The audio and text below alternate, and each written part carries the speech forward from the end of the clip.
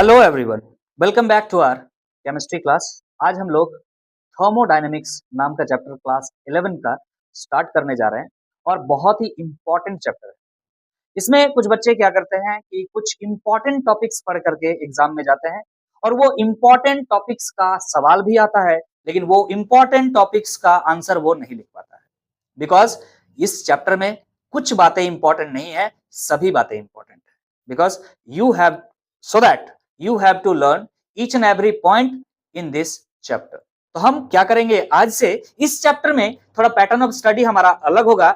इसके पहले आपने ये चैप्टर नंबर 5 है, अब चैप्टर 4 तक, चैप्टर 1 से लेकर चैप्टर 4 तक अपने सारे वीडियोस अगर देखे होंगे तो उसमें हम क्या करते हैं कि बोर्ड में हर बातों को लिखते हैं और लिख करके फिर आपको समझाते हैं और एग्जांपल्स वगैरह देते हैं।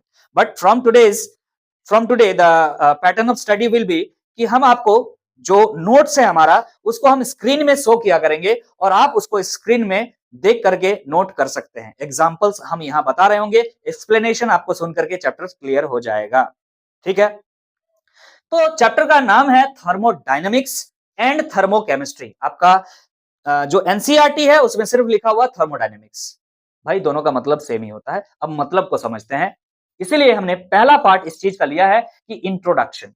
भाई थर्मोडायनेमिक्स में पढ़ते क्या है, तो पहले इस वर्ड को समझने का हम कोशिश करेंगे। ये वर्ड दो वर्ड से मिलकर के बना है, थर्मो एंड डायनेमिक्स।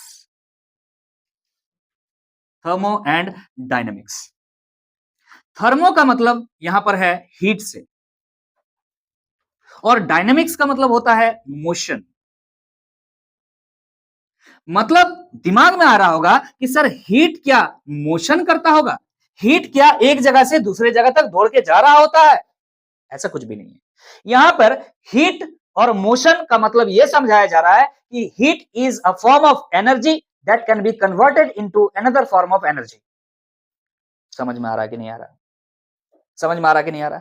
मतलब हम लोग यहां पर हीट का यूज करके कुछ अलग फॉर्म ऑफ एनर्जी जनरेट कर सकते हैं और इंटर कन्वर्सेबल भी होता है। ये बात मेंशन नहीं किया गया है एनसीईआरटी में। आपको बता दें कि इस चैप्टर में हम हीट का यूज करके कुछ और एनर्जी में भी जा सकते हैं और कुछ और एनर्जी का यूज करके हम हीट में भी वापस आ सकते हैं। इंटर कन्वर्टेबल होता है। मतलब ओवरऑल अगर इस चैप्टर में हमें पढ़ना है तो क्या पढ़ना है, हीट के बारे में बहुत अच्छा तरीके से पढ़ना है। हीट मूव कैसे करता है इसके बारे में बढ़िया से पढ़ना है। इसका नोट्स जो है अब आपके सामने आ रहा होगा, इस नोट्स को आप नोट जरूर कर लीजिएगा। मैं 1 बाय 1 लाइन पढ़ता हूं, यहां पर ध्यान दीजिएगा क्या कह रहा है। थर्मोडायनेमिक ये एक ग्रीक वर्ड है जो जिसमें थर्मो मींस हीट है और डायनेमिक्स मींस मोशन है। is the branch of science which deals with the study of different forms of energy and quantitative relationship between them। इसका मतलब क्या है? इसका मतलब ये बोल रहा है कि ये ऐसा ब्रांच ऑफ साइंस है जिसमें हम डिफरेंट फॉर्म ऑफ एनर्जीज के बारे में डिस्कस करते हैं और सारे एनर्जीज के बीच में जो क्वांटिटिव रिलेशन होता है वो समझते हैं। मतलब how much kinetic energy equal to how much potential energy, quantitative relation. समझ में आ रहा कि नहीं आ रहा है कि एक apple equal to how much नींबूस, ये कह सकते हैं। क्लियर है कि नहीं है? समझ में आ रहा? अगर एप्पल एक एनर्जी फॉर्म ऑफ एनर्जी है, नींबू एक फॉर्म ऑफ एनर्जी है, समझ में आ रहा? तो हम how much apple equal to how much नींबूस, क्वांटिटिव रिलेशनशिप। क्लियर है कि नहीं है? समझ में आ रहा है? तो डिफरेंट फॉर्म ऑफ एनर्जीज देखेंगे और वो एक दूसरे के साथ किस तरह से रिलेटेड है इस चीज को देखेंगे हम। क्या यहां तक स्ट्रेंजर में सब कुछ समझ में आया? क्लियर है कि नहीं? दूसरा स्ट्रेंजर में आ रहे हैं, आपके पास पीडीएफ आपको दिख रहा होगा, इस चीज को ध्यान दीजिएगा। The complete study of thermodynamics is based upon the three generalization called first, second and third law of thermodynamics। ये जो पूरा चैप्टर आप पढ़ेंगे ना, ये पूरा चैप्टर में 3 लॉज पर बेस्ड है ये पूरा chapter. First law of thermodynamics, second law of thermodynamics and third law of thermodynamics. लेकिन लास्ट में जाकर के थर्ड लॉ के बाद, शायद सेकंड लॉ के बाद हम एक जीरोथ लॉ भी पढ़ा रहे होंगे। क्लियर है कि नहीं? बट वो जीरोथ लॉ जो है वो असल में थर्मोडायनेमिक का पार्ट नहीं है, वो हेस लॉ का पार्ट है। तो इसीलिए यहां पर यह बात नहीं कहा गया है, बट ध्यान रखिएगा हम इस चैप्टर में थर्मोडायनेमिक्स के 3 लॉज पढ़ेंगे जो पूरा इसी पर बेस्ड होगा। क्लियर है कि नहीं? पूरा चैप्टर पे बेस्ड होगा। आगे लिख रहा है यहां पर, these laws have been arrived purely on the basis of human experience। इस बात को अंडरलाइन कीजिएगा। ये जो जनरलाइजेशन है, first law of thermodynamics, second law of thermodynamics, third law of thermodynamics, ये सभी बातें किस पर बेस्ड है? ह्यूमन एक्सपीरियंस पर बेस्ड है। इसका कोई थियोरेटिकल प्रूफ अभी तक नहीं आया है। ध्यान रखिएगा इस बात को, आगे लिखा है and there is no theoretical proof for this laws. ये जो तीनों लॉज हम पढ़ेंगे इसका कोई भी थियोरेटिकल प्रूफ नहीं है। हाँ, ह्यूमन एक्सपीरियंस के आधार पर हम ये बात कहते हैं। तो ह्यूमन एक्सपीरियंस का मतलब क्या है कि हम ये देखते हैं कि कहीं अगर टेम्परेचर बढ़ा है, इसका मतलब ये सोचते हैं पक्का हीट फ्लो हुआ होगा वहां। भाई सोचते हैं, बात समझ में आ रहा है कि नहीं आ रहा है, क्लियर है कि नहीं? तो टोटल जो चैप्टर बेस्ड है, किस पर बेस्ड है? ह्यूमन एक्सपीरियंस पर, ना कि कोई थियोरेटिकल प्रूफ है इसका। इसीलिए ये चैप्टर कॉम्प्लेक्स हो जाता है। समझ में आ रहा होगा? तो हम अब आगे बढ़ेंगे। क्या आपको इंट्रोडक्शन पार्ट ये समझ में आ गया है? बेसिक बातें हम सिर्फ यहां पर ये बताना चाह रहे हैं कि थर्मोडायनामिक का मतलब क्या होता है। वेरियस फॉर्म्स ऑफ एनर्जी पढ़ना है, उनमें से एक फॉर्म हीट भी है और मैक्सिमम टाइम हीट का ही यूज करेंगे हम, और इस हीट को किसी और फॉर्म ऑफ एनर्जी में कन्वर्ट करेंगे, उस फॉर्म से हीट में वापस आएंगे। ये सब चीजें हमें पढ़ना है, क्लियर है कि नहीं? और मोशन वर्ड क्यों आया समझ में आ रहा है? क्योंकि किसी एक पर्टिकुलर चीज का जो टेम्परेचर है वही नहीं रहने ना, टेम्परेचर को हम बदलेंगे। टेम्परेचर बदलने का मतलब यह है या तो किसी चीज में आपने हीट ऐड किया या तो किसी चीज में आपने हीट निकाला।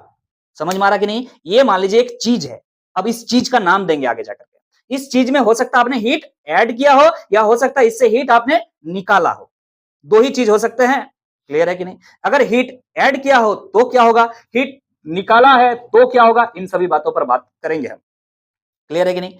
लेकिन इतने सारे डिटेल्स में चीजों को पढ़ने से पहले आपको कुछ और बेसिक बातें आना चाहिए। उन बेसिक बातों को हम डिस्कस करेंगे। थर्मोडायनामिक्स का कुछ बेसिक टर्म्स है, या फिर आप हेडिंग लगा सकते हैं बेसिक कंसेप्ट्स करके, और उस बेसिक कंसेप्ट में एक एक करके हम चीजों को चर्चा करेंगे। अब हम लोग आगे बढ़ रहे हैं, ध्यान दीजिएगा। आपके पास जो अभी नोट्स आपको दिख रहे होंगे उसको नोट करने का कोशिश कीजिएगा। और इस स्लाइड में हम लोग क्या डिस्कस करने वाले हैं ना, बेसिक कॉन्सेप्ट्स कहिए या कुछ थर्मोडायनेमिक के टर्म्स जो इंपॉर्टेंट है इस चैप्टर में एंटर करने से पहले जो आपको जानकारी में होना चाहिए। जैसे पहला पॉइंट हमने ये बात को लिया है, इसमें हम डिस्कस करने जा रहे हैं सिस्टम, सराउंडिंग एंड बाउंड्री के बारे में।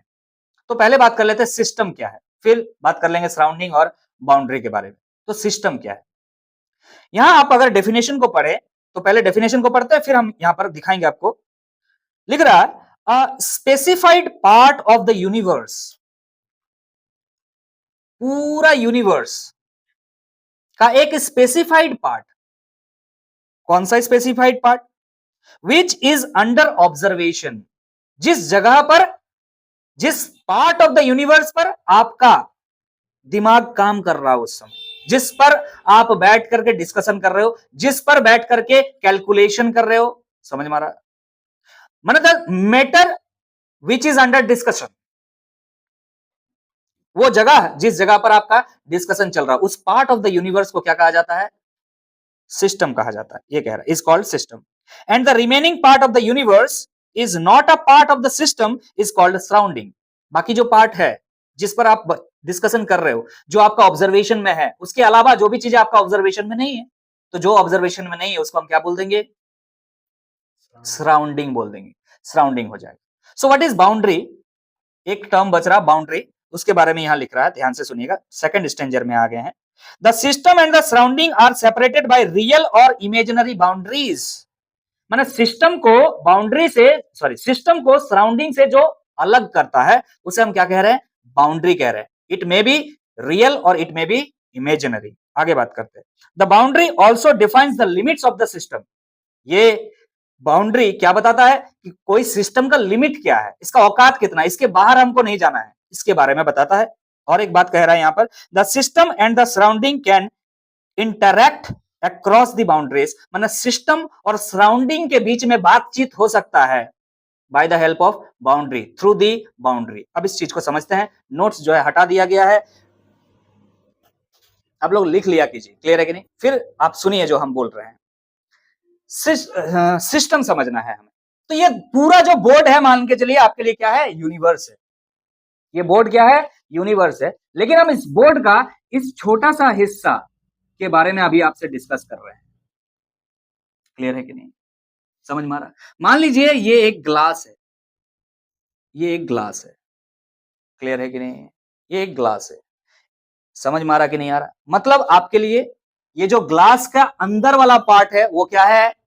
सिस्टम है। क्यों? क्योंकि इसके अंदर आप कुछ डालिएगा, इसके अंदर आप कुछ रखिएगा और उस पर क्या कीजिएगा, डिस्कशन कीजिएगा, उस पर आप ऑब्जर्वेशंस अपना रखिएगा, जो भी रखिएगा, है ना। तो जो पूरा यूनिवर्स का वो पार्ट, जिस पार्ट के बारे में आप क्या कर रहे हैं, आपका ऑब्जर्वेशंस है, आपका कैलकुलेशन है, आपका सब कुछ है, वो क्या है, सिस्टम है। और बाकी इसके बाहर जो भी चीज आपको दिख रहा है वो क्या है, सराउंडिंग है। So this is what, this is your system. और बाकी जो बचा हुआ पार्ट आपको दिख रहा है वो क्या है, सराउंडिंग। यहां पर लिख देते हैं सराउंडिंग। क्लियर है कि नहीं? ये सराउंडिंग है और ये आपका सिस्टम है। बाउंड्री क्या है बच्चों? ये सिस्टम को और सराउंडिंग को जो डिवाइड कर रहा है, जो बांट रहा है, जो ये बता रहा है सिस्टम को दिस इज योर लिमिट, वो कौन है, बाउंड्री है। सो ये जो वॉल्स ऑफ दिस ग्लास है, ये जो वॉल्स ऑफ दिस ग्लास आपको दिख रहा है, ये क्या है, ये क्या है, ये है आपका बाउंड्री। क्लियर है कि नहीं? एक बात और हमने यहां पर इंपॉर्टेंट बात कहा कि सिस्टम और सराउंडिंग के बीच में इंटरैक्शन हो सकता है, मतलब सिस्टम से बाहर कुछ आ सकता है, सराउंडिंग से अंदर कुछ जा सकता है। इंटरैक्शन होता है, किसके थ्रू होता है, थ्रू दी बाउंड्री। याद रखिएगा, बाउंड्री के मदद से सराउंडिंग से कुछ सिस्टम के अंदर जा सकता है और सिस्टम से बाहर कुछ सराउंडिंग में भी आ सकता है थ्रू दी बाउंड्री। ये बातें क्लियर है यहां तक? क्या क्लियर है कि नहीं है? क्लियर है सर। और क्या बात का, लिमिट है ये बाउंड्री, क्या है, ये लिमिट है, ये बताता है सिस्टम को कि दिस इज योर लिमिट, इसके बाहर सराउंडिंग चला जाएगा। क्लियर है कि नहीं? और तो बातें यहां पर कुछ भी मेंशन नहीं था, नहीं था, और सारे बातें हमने यहां पर डिस्कस कर ली। लेकिन एक बात और मेंशन करना चाहिए कि ये जो बाउंड्री आपको असली में दिख रहा है, ये कभी कभी इमेजिनरी भी होता है, दिस में भी रियल और इमेजिनरी, रियल और इमेजिनरी। ध्यान रखिएगा, बाउंड्री जो है रियल भी हो सकता है और इमेजिनरी भी हो सकता है। आपके सामने एक सिस्टम मैं दिखाना चाह रहा हूं, ध्यान दीजिएगा। इसके अंदर कुछ है, अगर नहीं दिख रहा है तो अब दिखेगा, ध्यान दीजिएगा। जुगाड़ है, उजाला। अब जो है इसके अंदर 2 बूंद डालेंगे,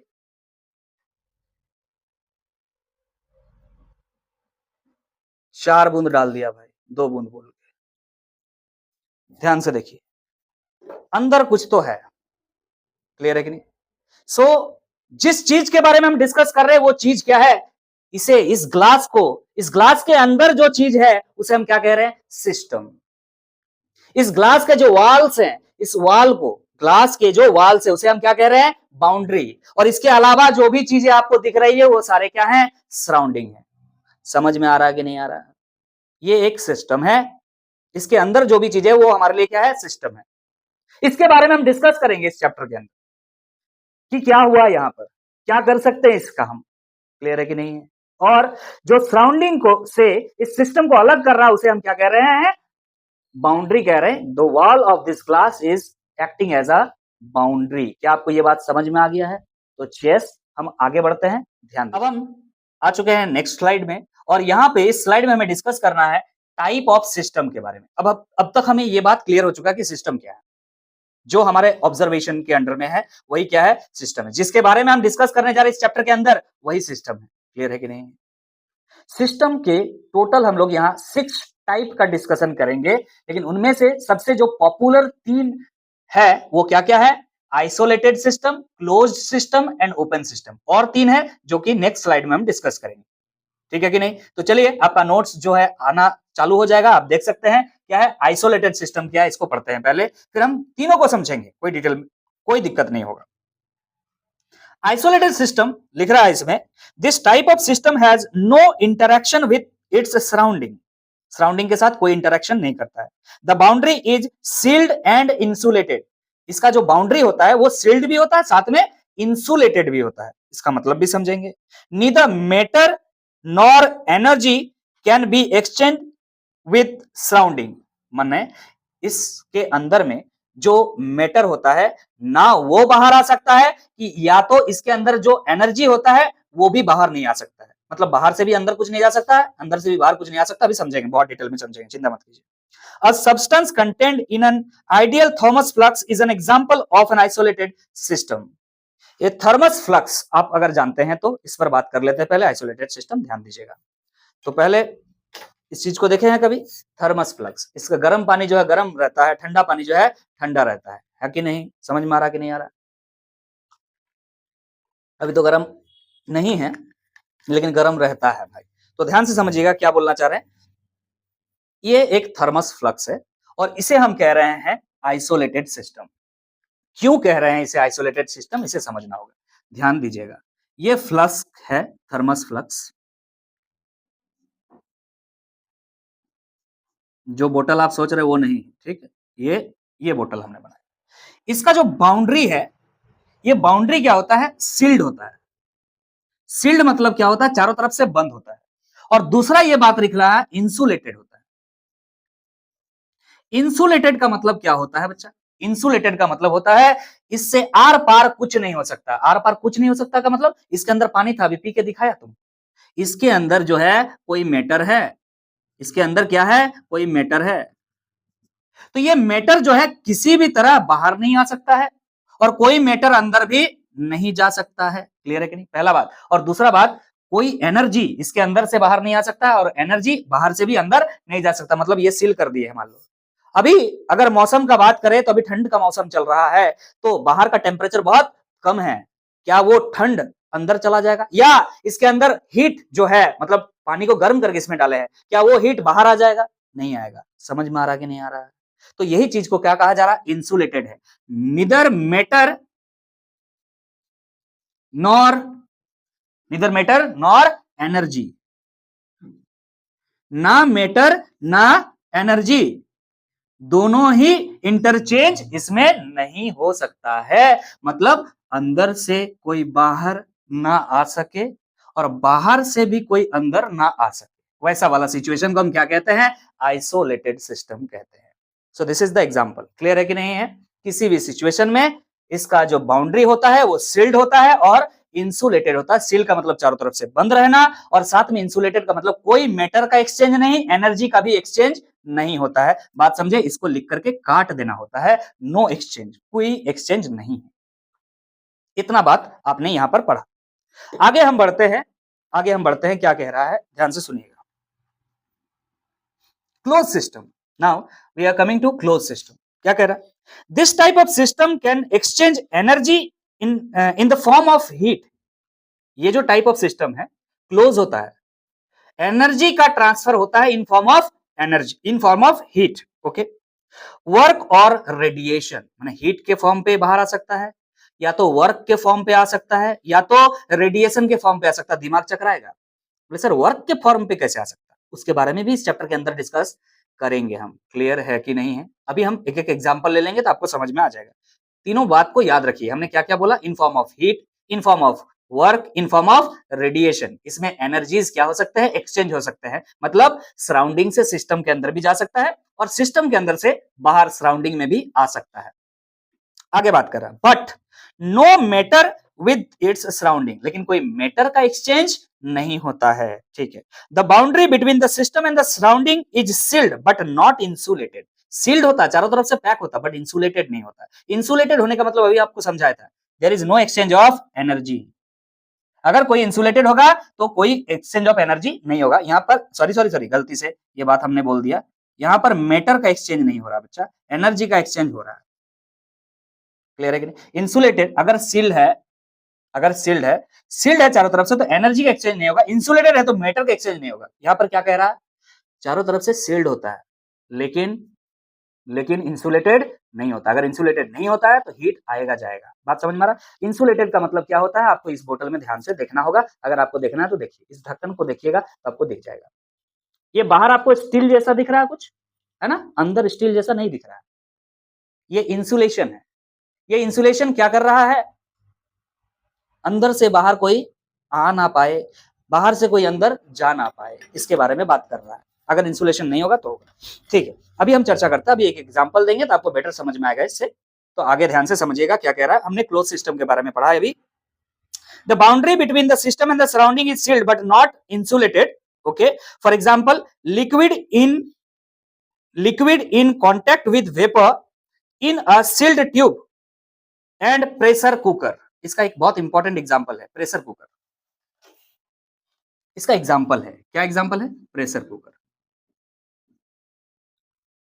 प्रेशर कुकर एक एग्जाम्पल हम देंगे, अभी ध्यान से सुनिएगा।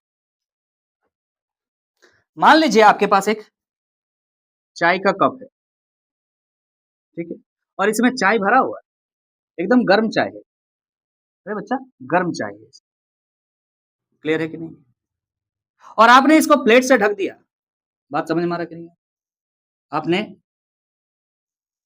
प्लेट से ढक दिया। ये पहले ट्रेडिशन हुआ करता था, कप के साथ डिश दिया हुआ देता था।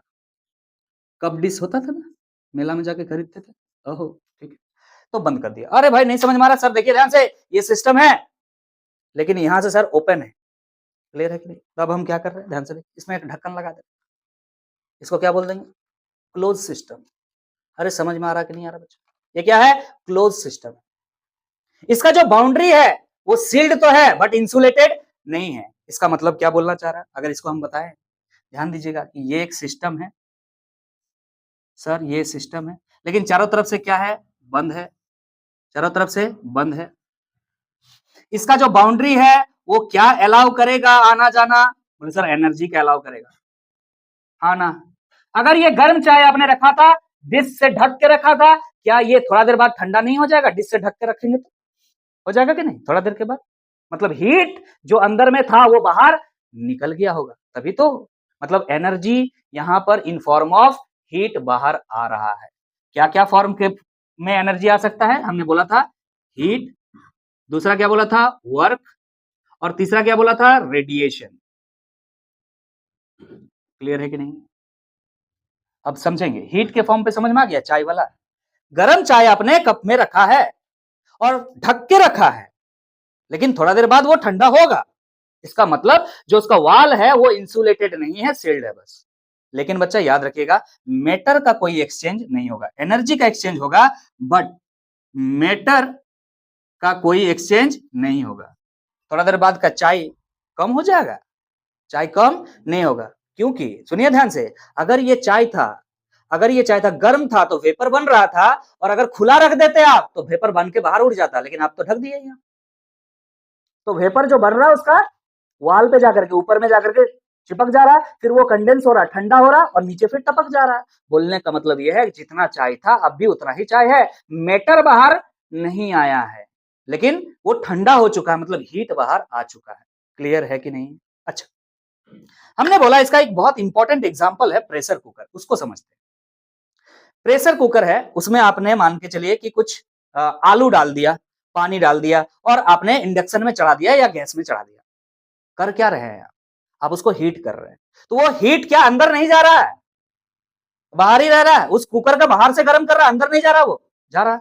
हीट अंदर गया मतलब एनर्जी अंदर गया, और उसके बाद उसको क्या करता है, थोड़ा देर के बाद जब बहुत ज्यादा भाप प्रेशर कुकर के अंदर में बन जाता है तो ऊपर से क्या होता है, सीटी उड़ जाता है, सारा गैस बाहर निकल जाता है, मतलब फिर से अंदर में जो हीट आया था वो बाहर भी निकल गया, मतलब पहले बाहर से अंदर जा रहा है फिर अंदर से बाहर आ रहा है। क्लियर है कि नहीं? तो एनर्जी तो आ रहा है जा रहा है इस बाउंड्री के थ्रू, लेकिन कोई मैटर अंदर बाहर नहीं होगा, इस बात का ध्यान रखिएगा। क्लियर है कि नहीं? अब आगे बढ़े, हम आगे बढ़ते हैं। हमने बोला वर्क भी हो सकता है। आप इस सिस्टम में एक ऐसा जुगाड़ लगाए हैं, मान लीजिए ये सिस्टम है आपके पास, क्लोज सिस्टम है, और क्लोज सिस्टम में एक जुगाड़ लगाए। क्या जुगाड़ लगाए कि आप क्या किए कि ऐसा कोई जुगाड़ है जो इसको हमेशा क्या करता रहता है, इसको स्टीर करता रहता है। स्टीर करता रहता है मतलब मैकेनिकल वर्क। समझ में आ रहा कि नहीं आ रहा? ऐसे घोलते रहता। आप बताओ, आप इस सिस्टम के साथ क्या कर रहे हो? बताओ जरा, इस सिस्टम के साथ क्या कर रहे हो? क्या इसका टेम्परेचर इंक्रीज नहीं होगा? आप वर्क कर रहे हो, आप वर्क कर रहे हो, work will convert into heat energy, और वो हीट एनर्जी की वजह से इसका टेम्परेचर क्या होगा, इंक्रीज होगा। हाँ कि ना? समझ में आ रहा है? और अगर ये इंक्रीज होगा, थोड़ा देर बाद स्विच बंद कर दीजिए, मान लीजिए मशीन का स्विच बंद कर दिए, तो अब इसको छोड़ दीजिएगा तो हीट तो फिर वापस बाहर आ जाएगा। लेकिन ये क्लोज है, आपको दिखाने के लिए हमने इसको ओपन किया था। आप एक सिस्टम अंदर शिफ्ट किए हैं और ये क्लोज रहेगा, और स्विच ऑन कर देंगे, अंदर मैकेनिकल वर्क होगा। मैकेनिकल वर्क टेम्परेचर को इंक्रीज करेगा ड्यू टू हीट, क्योंकि वो एनर्जी हीट एनर्जी में कन्वर्ट हो रहा होगा। समझ में आ रहा कि नहीं आ रहा? फिर उसको ऑफ जैसे कर देंगे तो वो हीट इस बाउंड्री के थ्रू बाहर आ जाएगा, लेकिन मैटर अभी भी अंदर जितना है उतना ही है। तो ऐसा सिस्टम जिसके बाउंड्री से होके मैटर अंदर बाहर ना जा सके, लेकिन सिर्फ energy in form of heat, work और रेडिएशन आ जा सके, उसे हम क्या कहते हैं? क्लोज्ड सिस्टम कहते हैं। बहुत इंपॉर्टेंट एग्जांपल है प्रेशर कुकर, याद रखिएगा। टी टी कप वाला याद रखिएगा, टी कप में जो है क्लोज करके रखे हैं, तब याद रखिएगा। अब हम नेक्स्ट आते हैं, ध्यान दीजिएगा। नेक्स्ट जो है वो क्या है? ओपन सिस्टम के बारे में आपके पास अब जो है नोट्स रिफ्लेक्ट हो रहा होगा। ओपन सिस्टम क्या कह रहा है? This type of system can exchange matter as well as energy with its surrounding. The boundary is neither sealed or nor insulated. Sodium reacting with water in an open beaker is an example of open system. ये देखिए, अभी हमारा system ये था, इसको आप क्या बोल रहे थे? Close system. क्यों? चारों तरफ से सील्ड था, इंसुलेटेड नहीं था। अब इसको क्या कर दिए? ओपन कर दिए। दिस इज ओपन सिस्टम, और कुछ नहीं। इसका मतलब यह है कि इसके अंदर से बाहर मैटर भी आ सकता है। क्यों भाई साहब? ध्यान दीजिएगा। अगर यही एग्जांपल ले ले हम चाय का, ये चाय ले लिए, गरम चाय ले लिया, ठीक है कि नहीं? तो इससे भाप बन करके बाहर निकल रहा है कि नहीं निकल रहा है? क्या थोड़ा देर के बाद चाय का अमाउंट कम नहीं हो जाएगा कप में? यस सर, कम हो जाएगा। तो ऐसा सिस्टम ध्यान से समझिएगा, ऐसा सिस्टम जो एक तरफ से खुला हुआ रहे, क्लियर है कि नहीं? जिसके थ्रू क्या होगा ना, मैटर एक्सचेंज होगा और एनर्जी भी एक्सचेंज हो सके। समझ में आ रहा? तो याद रखिएगा, इसके बाउंड्री से होकर के क्या होता है ना, मैटर भी एक्सचेंज हो सकता है, मैटर भी एक्सचेंज हो सकता है, और दूसरा एनर्जी भी एक्सचेंज हो सकता है ना। ऐसा सिस्टम जिसके बाउंड्री के थ्रू मैटर और एनर्जी दोनों ही एक्सचेंज हो सकता है, वैसे सिस्टम को हम क्या कहते हैं? ओपन सिस्टम कहते हैं। क्लियर है कि नहीं? ये एग्जांपल आपको समझ में आ रहा है? आपका जो लिखा हुआ एग्जांपल वो आपको समझ में आ रहा है? मान लीजिए एक ओपन कंटेनर है, ओपन कंटेनर में आप क्या कर रहे हैं? वाटर के साथ रिएक्ट करा दिए हैं आप सोडियम। भाई साहब समझ में आ रहा कि नहीं आ रहा? आपके पास एक कंटेनर है और ये ओपन कंटेनर है, और आपने क्या किया? पहले से यहाँ पर पानी रखा हुआ है, और आप जो है बिना ग्लव्स व्लव्स पहने जाकर के इसमें सोडियम फेंक दी। पक्का बात है जो है आंख उख फोड़ा लिया होगा। हाँ कि ना बोलो? कैसे पता, कैसे कैसे कैसे फोड़ा लिया होगा? अरे कुछ तो बाहर आएगा। क्या बाहर आएगा? जैसे रेडिएशन बाहर आएगा, हीट बाहर आएगा, है कि नहीं? दैट इज एनर्जी बाहर आएगा, और पानी भी तो छिटक के बाहर निकलेगा यार। हाँ कि नहीं? बहुत ज्यादा आप कह सकते हैं बम्बार्डमेंट का आवाज आएगा आपको, क्योंकि आप सेफली उस चीज को नहीं कर रहे। सेफली कीजिएगा, धीरे धीरे कीजिएगा, तब भी चिड़चिड़ चिड़चिड़ चिड़चिड़ चिड़चिड़ आवाज आएगा। सो ओपन कंटेनर समझ में आ रहा क्या रहा? ओपन सिस्टम बोल सकते हैं। ओपन सिस्टम का मतलब होता है मैटर और एनर्जी दोनों का जिसमें एक्सचेंज हो। बोलिए क्लियर है कि नहीं है? क्या 3 टाइप ऑफ सिस्टम आपको समझ में आ गया है? अगर 3 टाइप ऑफ सिस्टम आपको समझ में आ गया है तो आगे और 3 टाइप को समझने का कोशिश करेंगे। ये ज्यादा लेकिन इंपॉर्टेंट है, ध्यान दीजिएगा। अब हम आगे बढ़ रहे हैं, नेक्स्ट और 3 टाइप ऑफ सिस्टम के बारे में डिस्कस करेंगे, और इसका इंपॉर्टेंस आपको आगे पता चलेगा। अभी फिलहाल के लिए आपका जो 3 सिस्टम अभी पढ़ चुके हैं, that is isolated system, open system and close system, ये अभी काम में आएगा। ये 3 जो है आगे जाके काम में आएगा। तो पहले से ही पढ़ के रख रहे हैं टाइप ऑफ सिस्टम में। पहला है आपका होमोजीनियस सिस्टम। आपके पास नोट्स आ रहा होगा, देखिएगा, हम पढ़ रहे हैं। A system is said to be homogeneous when it is completely uniform throughout. Uniform throughout. Okay. पहला वर्ड, इस बात को हाईलाइट कीजिएगा, क्या? Uniform through out. Okay, next, a homogeneous system is made of one phase only. One phase only मतलब या तो solid में है, या तो लिक्विड में है, या तो गैस में है। यहां लिख रहा है एग्जांपल में, a pure single solid, liquid और gas, mixture of gas and a true solution. इन सभी एग्जांपल्स के बारे में हम डिस्कस करेंगे एक एक करके। क्लियर है कि नहीं है? होमोजीनियस सिस्टम किसे कहते हैं? ऐसा सिस्टम जो आपके ऑब्जर्वेशन में है और वो एक ही फेज में हो, सिंगल फेज में। इसके अंदर जो भी हो, चाहे सॉलिड हो, चाहे लिक्विड हो, चाहे गैस हो, एक ही फेज में होना चाहिए, सिंगल फेज में होना चाहिए। क्लियर है कि? सिंगल फेज में होना चाहिए। आइदर वो सॉलिड हो, आइदर वो लिक्विड हो, आइदर वो गैस हो, इससे फर्क नहीं पड़ता है, लेकिन जो भी होगा सिंगल फेज में होना चाहिए। क्लियर है कि नहीं? जैसे मान के चलिए कि एग्जांपल हम दे यहां पर अगर एयर, तो एयर आपके चारों तरफ जो है वो क्या होमोजेनियस मिक्सचर है कि हेट्रोजेनियस मिक्सचर है? होमोजेनियस है। कोई बच्चा अगर नहीं समझ पा रहा है तो ऐसे करके पकड़ के देखना है, अरे यहां से एक मुट्ठी हवा लो और यहां से एक मुट्ठी हवा लो। क्लियर है कि नहीं? और दोनों हवा को पॉकेट में डाल, पॉकेट में डाल के चेक करो दोनों तरफ से किधर से ज्यादा हवा आ रहा है।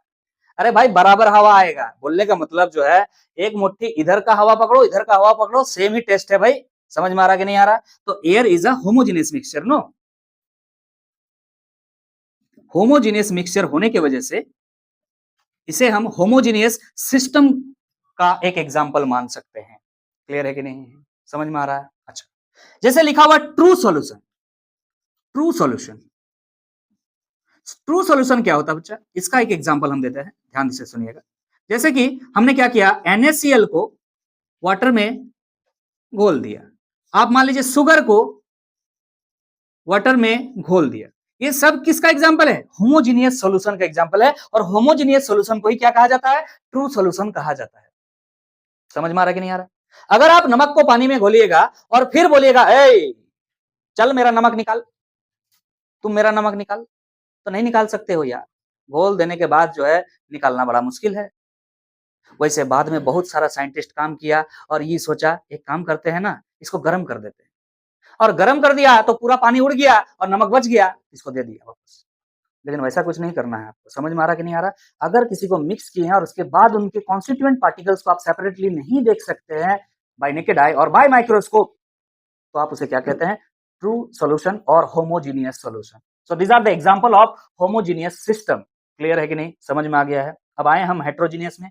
चलिए अब हेट्रोजीनियस में हम आते हैं। हेट्रोजीनियस का नोट्स आपको दिख रहा होगा, ध्यान से देखिएगा। A system is said to be heterogeneous when it is not uniform throughout. When it is not uniform throughout. हर जगह यूनिफॉर्म ना हो। Okay, that is it consist of two और more phase. It consist of two और more phase. Maximum 3 phase होगा और क्या हो सकता है? Solid liquid gas. लेकिन मिनिमम 2 फेज तो होना ही चाहिए। क्लियर है कि नहीं? Example, ice in contact with water, 2 और मोर इमिसिबल लिक्विड्स। दो लिक्विड को आपस में ऐसा मिला दिया कि भाई मिल ही नहीं रहा है। जैसे कि कुछ एग्जांपल्स अभी दे देंगे और पढ़ लेते हैं। Insoluble solid in contact with a liquid और a liquid in contact with vapour. ध्यान दीजिएगा, होमोजीनियस और हेट्रोजीनियस में डिफरेंस क्रिएट करने जा रहे हैं। सुनिएगा ध्यान से। ये सिस्टम के अंदर हर जगह क्या था? या तो सॉलिड फेज था, या तो लिक्विड फेज था, या तो गैसियस फेज था। ये सब बीच में और है भाई। क्लियर है कि नहीं? और है। और हम जानना चाह रहे हैं अब हेट्रोजीनियस सिस्टम का क्या हाल है। हेट्रोजीनियस सिस्टम में क्या होगा? तो ध्यान से सुनिएगा। ये एक सिस्टम है, यहां पर मान लीजिए इतना जो है लिक्विड भरा हुआ है, पानी भरा हुआ है। क्लियर है कि नहीं? पानी भरा हुआ है। और आधा सिस्टम में क्या भरा हुआ है? आपको भरने की जरूरत नहीं, गैस है। हाँ कि ना? अगर ऊपर से खुला हुआ है भाई तो ऑटोमेटिक यहाँ पर एयर है। तो आप यहाँ पर आप देख रहे हैं यहाँ पर क्या है? एयर है और यहाँ पर क्या है? वाटर है। तो ये जो सिस्टम आपको दिख रहा है ये कौन सा सिस्टम हुआ? हेट्रोजीनियस सिस्टम हो गया है, क्योंकि 2 फेज में आपको दिख रहा है। क्लियर है कि नहीं? ऐसा सिस्टम जिसके पास 2 और मोर फेज हो, सिस्टम ऐसा सिस्टम जिसके पास क्या हो जाए? 2 और मोर फेज हो, 2 और मोर फेज हो। मिनिमम 2 फेज तो होना ही चाहिए बच्चा, मिनिमम 2 फेज तो होना ही चाहिए। क्लियर है? समझ में आ रहा है? और एग्जांपल दे सकते हैं। जैसे मान के चलिए कि ये सिस्टम है और इसमें आपने क्या किया? एक लिक्विड यहां पर डाला, let suppose this is water, और ऊपर से और एक लिक्विड डाल दिया, कोई भी मान लीजिए मस्टर्ड ऑयल है। तो क्या ये दोनों मिक्स होगा? इमिसिबल लिक्विड है। तो ये जो आपको दिख रहा सिस्टम, ये भी सिस्टम क्या होगा? हेट्रोजीनियस होगा। आगे और एग्जांपल दे सकते हैं आप। जैसे कि मान लीजिए कि यहां तक आपने इसमें इस सिस्टम में वाटर डाला और क्या किया? एक आइस का क्यूब इसके ऊपर यहां पर डाल दिया। क्या ये डूब जाएगा? नहीं, तैरेगा। तो सिंपल चीज है, इसमें सॉलिड स्टेट भी आपको दिख रहा है ice, solid that is ice, और यहां पर आपको लिक्विड भी दिख रहा है that is water, water liquid है। तो ये भी किसका एग्जांपल हो जाएगा? हेट्रोजीनियस सिस्टम का। बोलिए क्लियर है, समझ में आया? अगर सिंगल फेज में सब कुछ है तो उसे हम क्या कहेंगे? होमोजीनियस। और अगर टू और मोर फेज में आपको सिस्टम का फेज दिखेगा, टू और मोर फेज, तो आपको क्या बोलेंगे? Heterogeneous system. क्लियर है कि नहीं? अब हम थोड़ा सा आगे बढ़ेंगे, ध्यान से सुनिएगा क्योंकि बहुत इंपॉर्टेंट बात कहने जा रहे हैं। It is about macroscopic system. ध्यान सुनिएगा, दो वर्ड कंफ्यूज करता है बच्चा को। एक है मैक्रोस्कोपिक लिखा हुआ है, एक होता है माइक्रोस्कोपिक। माइक्रो वर्ड का मतलब होता है वेरी स्मॉल और मैक्रो वर्ड का मतलब होता है लार्ज। जो बच्चे इकोनॉमिक्स वगैरह पढ़ रहे होंगे तो उनको दो इकोनॉमिक्स मिलता है, आप लोग को अगर पढ़ते होंगे तो कनेक्ट कर पाएंगे। एक होता है मैक्रो इकोनॉमिक्स, एक होता है माइक्रो इकोनॉमिक्स। हिंदी में इसको बोलते हैं व्यष्टि अर्थशास्त्र, समष्टि अर्थशास्त्र। मैक्रो का मतलब क्या है? बड़ा, और माइक्रो का मतलब क्या है? छोटा। यहां पे क्या लिखा हुआ है? Macroscopic system. इसका मतलब ऐसा साइज ऑफ सिस्टम जिसके बारे में हम डिस्कस कर सके। भाई साहब, आप एक सिस्टम किसी एटम को मान लीजिएगा तो यहां वो नहीं चलेगा। किसी एटम को आप सिस्टम नहीं मान सकते। कई सारे एटम एक जगह पर आए तो चलेगा। तो नोट्स पर ध्यान दीजिए, नोट्स आ रहा है। मैक्रोस्कोपिक सिस्टम क्या लिख रहा है? A macroscopic system is one in which there are a large number of particles. There are a large number of particles, and that particles may be molecules, atoms, ions, etc. समझ में आ रहा कि नहीं आ रहा? आपके लिए हो सकता है आप बोले सर सुनिए ना, ये रहा एक एटम, ये हमारा सिस्टम है, बाकी दुनिया का सब कुछ हमारे लिए क्या हो गया? हमारे लिए सराउंडिंग हो गया। तो नहीं चलेगा। वो क्या हो गया फिर? वो माइक्रोस्कोपिक सिस्टम हो गया बच्चा। और मैक्रोस्कोपिक सिस्टम के लिए क्या चाहिए? आपको ऐसे ऐसे कई एटम्स चाहिए, लार्ज नंबर ऑफ एटम्स होने चाहिए, लार्ज नंबर ऑफ एटम्स होने चाहिए, लार्ज नंबर ऑफ एटम्स होना चाहिए भाई साहब, लार्ज नंबर ऑफ एटम्स होना चाहिए। अरे समझ में आ रहा कि नहीं आ रहा? मान लीजिए ये एक सिस्टम है और इसके अंदर में ढेर सारे एटम्स हैं, तो इसे ही हम क्या कहेंगे? Macroscopic system. Macroscopic system. क्या एक एटम के हेल्प से मैक्रोस्कोपिक सिस्टम बन सकता है? नो, माइक्रोस्कोपिक सिस्टम बनता है। माइक्रोस्कोपिक सिस्टम किसी एक एटम, किसी एक मॉलिक्यूल, किसी एक आयन के बारे में बात करते हैं। लेकिन large number of atoms, large number of molecules, large number of ions अगर एक किसी सिस्टम में प्रेजेंट है, और ऑब्वियसली अगर हम बोल रहे हैं कि सिस्टम के अंदर हमने वाटर डाला है, तो क्या है? माइक्रोस्कोपिक है, मैक्रोस्कोपिक? मैक्रोस्कोपिक है। ये मैक्रोस्कोपिक सिस्टम है कि माइक्रोस्कोपिक सिस्टम? मैक्रोस्कोपिक। भाई साहब, इसके अंदर वाटर था और वाटर के अंदर उजाला डाला मार के भाई, तो इसके अंदर बहुत सारे एटम्स है, बहुत सारे मॉलिक्यूल्स है। समझ में आ रहा है कि नहीं आ रहा? इसे हम क्या कहेंगे? Macroscopic system. इतना फोर्स इस टॉपिक पे हम क्यों दे रहे हैं? Because in thermodynamics we will only discuss about the macroscopic system, not on microscopic system. Atoms के बारे में यहां डिस्कस नहीं होगा। ढेर सारे एटम एक जगह पर है, उसको कंबाइनली हम डिस्कस कर रहे हैं। क्लियर है कि नहीं है? समझ में आ रहा कि नहीं आ रहा? इसीलिए इस पर ज्यादा फोर्स दिया जा रहा है। क्या आपको सारे टाइप ऑफ सिस्टम्स क्लियर हो गए हैं?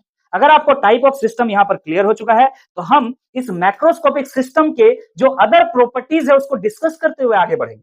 सिर्फ इतना बोल देने से नहीं होगा कि large number of atom, large number of molecule और आयन होना चाहिए। इसके बहुत सारे प्रॉपर्टीज है जो आपको आना चाहिए, क्योंकि यही आपका कोर्स ऑफ स्टडी है। थर्मोडायनेमिक के अंदर वही सारे सिस्टम के बारे में डिस्कशन होगा जो मैक्रोस्कोपिक सिस्टम के प्रॉपर्टीज को फॉलो करेगा। So what are the properties of macroscopic system? हम नेक्स्ट स्लाइड में आ रहे हैं, ध्यान। अब हम आगे बढ़ रहे हैं। आपके पास नेक्स्ट जो टॉपिक है उसका पीडीएफ आ रहा होगा, देखिएगा। क्या पढ़ना है आपको? Microscopic properties of the system. जैसे कि मैंने बताया आपको, इस चैप्टर के अंदर हमें मैक्रोस्कोपिक प्रॉपर्टीज पढ़ना, सॉरी माइक्रोस्कोपिक नहीं, मैक्रोस्कोपिक प्रॉपर्टीज पढ़ना है, माइक्रोस्कोपिक प्रॉपर्टीज नहीं पढ़ना। जैसे कि मैंने अभी अब समझाया था आपको, फिर मैं समझाने का कोशिश करता हूं। ये रहा आपके पास एक सिस्टम है, और सिस्टम के अंदर में जो भी चीज आपको दिख रहा है, मान लीजिए वाटर है, ये वाटर के क्या एक ही मॉलिक्यूल है? ढेर सारे मॉलिक्यूल्स है, मतलब large number of molecules present in this system. तो उस टाइप के सिस्टम को क्या कहते हैं? Macroscopic system. एक बार और हम बात करेंगे। तो वैसे प्रॉपर्टीज को भी हमको देखना है, इसीलिए लिखा हुआ है मैक्रोस्कोपिक प्रॉपर्टीज क्या क्या है। मतलब जो हम लार्ज नंबर ऑफ मॉलिक्यूल्स को कंबाइनली एक साथ डिस्कस कर सकते हैं। पढ़ते हैं, जरा ध्यान दीजिएगा। Thermodynamics deals with matter in terms of bulk. Bulk मतलब क्या होता है? Large number of chemical species. ये जो आपने सिस्टम अभी देखा, उस सिस्टम में लार्ज नंबर ऑफ क्या है, केमिकल स्पीसीज है। जैसे H2O मॉलिक्यूल है तो केमिकल स्पीसीज ही है ना, तो ढेर सारे हैं, एक नहीं है भाई। तो यहां पे बल्क बिहेवियर को शो करता है। ये आगे बढ़ रहे हैं। The properties of the system which arises from the bulk behavior of matter is called macroscopic property. अगर कोई भी प्रॉपर्टी किसी सिस्टम का उसके बल्क बिहेवियर को शो करता, बल्क बिहेवियर मतलब इंटायर मॉलिक्यूल्स, मतलब इस सिस्टम के अंदर जितने मॉलिक्यूल्स है सभी के बारे में एक साथ डिस्कस करता है, उन सारे प्रॉपर्टीज को हम क्या कहते हैं, मैक्रोस्कोपिक प्रॉपर्टी। और यही डिस्कशन का हिस्सा है हमारे इस थर्मोडायनेमिक्स चैप्टर में। इसके कई सारे एग्जांपल्स हैं, आप यहां पर देख सकते हैं, लिखा हुआ है मैक्रोस्कोपिक प्रॉपर्टी का कुछ एग्जांपल्स यहां पर दिया हुआ है। जैसे the common examples of the macroscopic properties are pressure, volume, temperature, surface tension, viscosity, density, refractive index. ये सारे क्या हैं, आपका मैक्रोस्कोपिक प्रॉपर्टी। किसी एक मॉलिक्यूल का आप नहीं बता सकते हैं, किसी एक मॉलिक्यूल का प्रेशर नहीं बता सकते आप, किसी एक मॉलिक्यूल का, किसी एक एटम का वॉल्यूम नहीं बता सकते आप, एग्जैक्टली तो बता ही नहीं सकते हैं। किसी एक मॉलिक्यूल का टेम्परेचर नहीं बता सकते आप, सरफेस टेंशन नहीं बता सकते। सरफेस टेंशन कब होगा यार, जब सरफेस बनेगा, ढेर सारे मॉलिक्यूल्स होंगे ना इसके सरफेस में, ये इस जगह पे सरफेस में ढेर सारे मॉलिक्यूल्स होंगे, तभी तो सरफेस टेंशन होगा। विस्कोसिटी, विस्कोसिटी मतलब क्या होता है, जो लिक्विड्स और लिक्विड या फिर एयर और एयर के बीच में जो फ्रिक्शन होता है उसी को क्या कहते हैं, विस्कोसिटी। डेंसिटी, किसी एक मॉलिक्यूल का डेंसिटी निकाल सकते हो क्या, पॉसिबल नहीं है। किसी एक एटम का डेंसिटी निकाल सकते हो क्या, पॉसिबल नहीं है। रिफ्रैक्टिव इंडेक्स, रिफ्रैक्टिव इंडेक्स क्या बोलता है, आपने क्लास 10 पास किया ना, तो किसी एक मॉलिक्यूल का रिफ्रैक्टिव इंडेक्स थोड़ी होगा कि जब लाइट किसी एक मॉलिक्यूल से पार होता है तो इतना बेंड करता है, ये कौन सा बात हुआ, रिफ्रैक्शन नहीं ना। क्या होता था, एक बल्क सब्सटेंस होता था, उसके अंदर से लाइट पार होता था, refractive. So these are some macroscopic properties, मतलब बल्क बिहेवियर को जो बताता है। बल्क बिहेवियर मतलब इंटायरली बहुत सारे पार्टिकल्स होंगे, केमिकल स्पीसीज होंगे। अब बच्चा ध्यान से सुनना, आगे जो बात कर रहे हैं, ये जो मैक्रोस्कोपिक प्रॉपर्टी आपको दिख रहा है, इसको दो हिस्सा में बांटा गया है। आगे फर्दर इजी स्टडी करने के लिए, इजीली हम जैसे कि स्टडी कर पाए, इस वजह से हम क्या किए हैं, इसको दो हिस्सा में बांटे हैं। Macroscopic properties further divided into two categories. हम यहां पढ़ते हैं, the macroscopic properties can be सब डिवाइडेड इनटू टू टाइप्स। अब वो दो टाइप के बारे में वन बाय वन हम डिस्कस करेंगे। अब हम आगे बढ़ रहे हैं, जैसे कि हमने बताया आपको, ये जो मैक्रोस्कोपिक प्रॉपर्टी है, इसको फर्दर सिंप्लीफाई करने के लिए, सिंपली स्टडी करने के लिए दो भागों में बांटा गया। One property is known as intensive property, another is extensive property. इनके नोट्स आ रहे हैं आपके सामने, हम पढ़ते हैं, फिर इन चीजों को डिटेल में समझेंगे, ध्यान दीजिएगा। So what is intensive property? The property which do not depend upon the quantity of matter present in the system और size of the system are called intensive property. क्या कह रहा है, ऐसे प्रॉपर्टी किसी सिस्टम का जो उसके अंदर कितना मैटर है, क्वांटिटी ऑफ मैटर, इस बात पर डिपेंड ना करे, और दूसरा बात, और साइज ऑफ द सिस्टम भी क्या है, इस बात पर भी डिपेंड ना करे, इसे क्या कहते हैं, इंटेंसिव प्रॉपर्टी। इसके कुछ एग्जांपल्स लिखे हुए हैं और एग्जांपल्स के बारे में हम डिस्कस करेंगे, आपसे डिस्कस करेंगे, आपसे पूछेंगे कि ये चीज होता है कि नहीं होता। डोंट वरी, पहले आप नोट्स को बढ़िया से बना लीजिए, लिख लीजिएगा। क्या लिख रहा है, its examples are pressure, temperature, क्या क्या है यहां पर लिख के रख देते हैं, मेंशन कर देते हैं। क्या क्या है, आपको नोट्स दिख रहा है, कोई दिक्कत नहीं, हम यहां लिख रहे हैं। क्या क्या है बच्चा, प्रेशर है, टेम्परेचर है, स्पेसिफिक हीट है, उसके बाद सरफेस टेंशन है, शॉर्टकट में हमने लिखा, रिफ्रैक्टिव इंडेक्स है, ठीक है, और भी बहुत सारे एग्जांपल्स हैं, जैसे विस्कोसिटी है, और उसके बाद क्या क्या एग्जांपल है, और मेल्टिंग पॉइंट है, बॉइलिंग पॉइंट है, वॉल्यूम नहीं है, वॉल्यूम पर मोल है, ध्यान दीजिएगा, वॉल्यूम पर मोल है, या कॉन्सेंट्रेशन है। ये सारे कुछ एग्जांपल्स है, बट व्हाई इंटेंसिव, इसको अभी डिस्कस करेंगे। क्लियर है कि नहीं, चिंता मत कीजिए, बहुत अच्छा से डिस्कशन होगा। अभी नोट्स बना रहे हैं आप, बिल्कुल नोट्स बनाइए, क्योंकि नोट्स इज इंपॉर्टेंट, क्योंकि एग्जाम के समय आपको वही काम देगा। फिर समझेंगे हम इस चीज को बढ़िया तरीके से समझेंगे, अभी वेट कीजिए थोड़ा सा। एक्सटेंसिव किसको बोलेंगे, जस्ट इसका रिवर्स। अगर कोई सिस्टम के अंदर में कितना मैटर है, मतलब क्वांटिटी ऑफ मैटर पर डिपेंड करे, ऐसा कोई प्रॉपर्टी है, उसको हम क्या बोल देंगे, एक्सटेंसिव। तो डेफिनेशन को पढ़ते हैं, ध्यान से देखिएगा। The properties whose magnitude depends upon the quantity of matter present in the system are called extensive property. Depends upon the quantity of substance or quantity of matter present on the system. इस बात पर ये depend करे तो हम क्या कहेंगे, extensive property कहेंगे. Its examples are total mass, volume, internal energy, enthalpy, entropy etcetera. These properties are additive in nature. इस बात को भी हम समझाएंगे.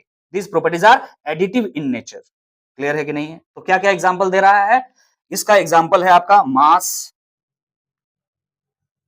पहला एग्जांपल आपको दिया गया मास. दूसरा है आपका वॉल्यूम. सर वॉल्यूम तो यहां भी लिखे हैं, कहीं नहीं लिखे हैं हम यहां पर.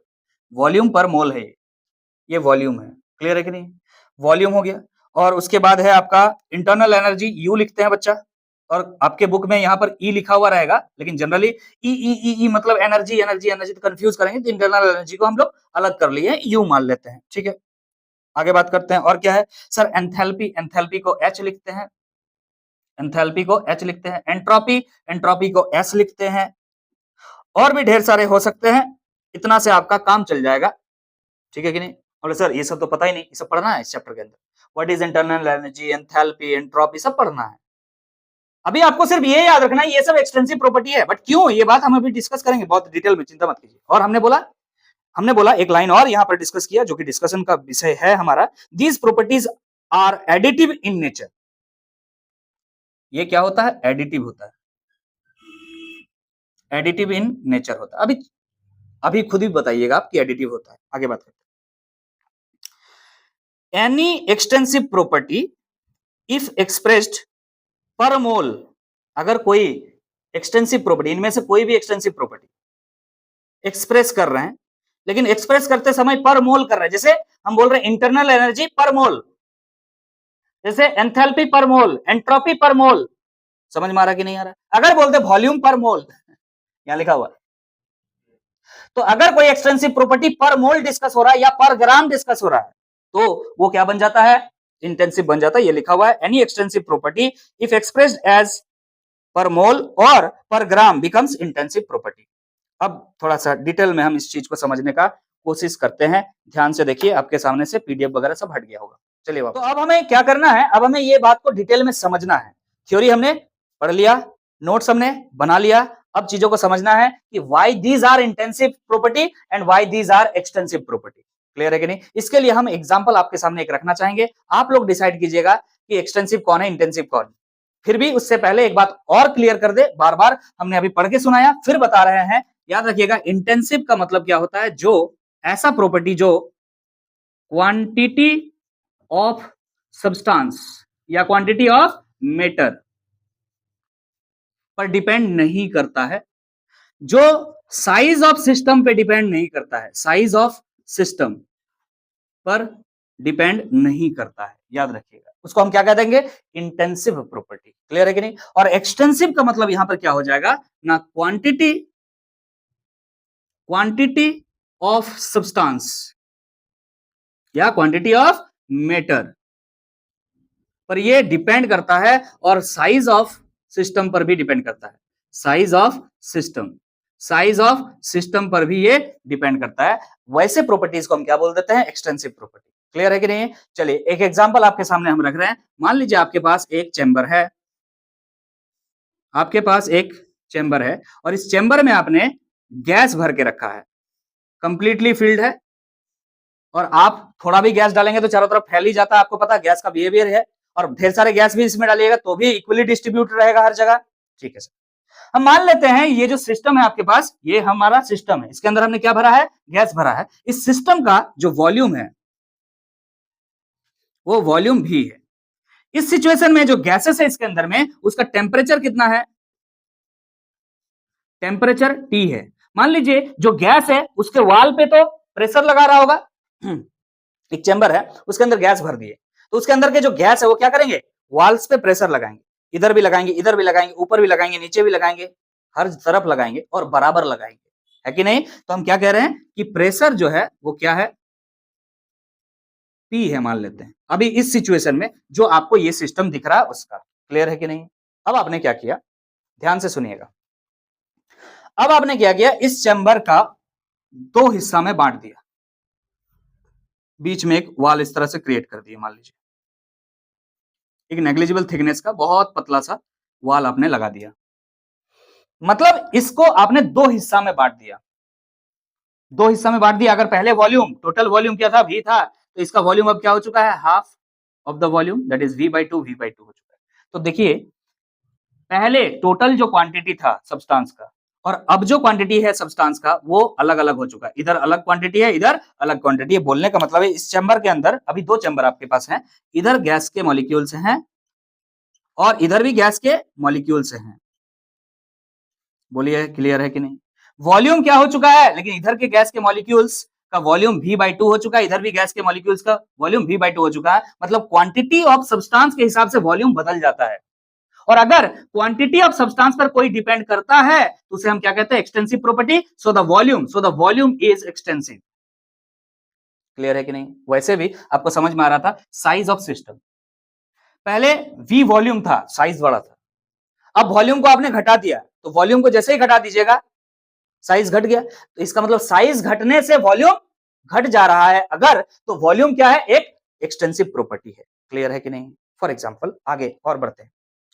पहले टेम्परेचर कितना था, T था, और अब टेम्परेचर क्या होगा जरा बता सकते हैं क्या? टेम्परेचर में कोई चेंज होगा क्या? टेम्परेचर में अगर चेंज नहीं होगा, पहले भी टेम्परेचर T था और अब भी दोनों जगह पर टेम्परेचर T ही है, तो कहां पर खोजना चाहिए टेम्परेचर को आपको? देखिए ध्यान से, ये क्या है, इंटेंसिव प्रॉपर्टी है, ये क्वांटिटी ऑफ सब्सटेंस पे डिपेंड नहीं करता है। क्लियर है कि नहीं? तीसरा प्रॉपर्टी, प्रेशर।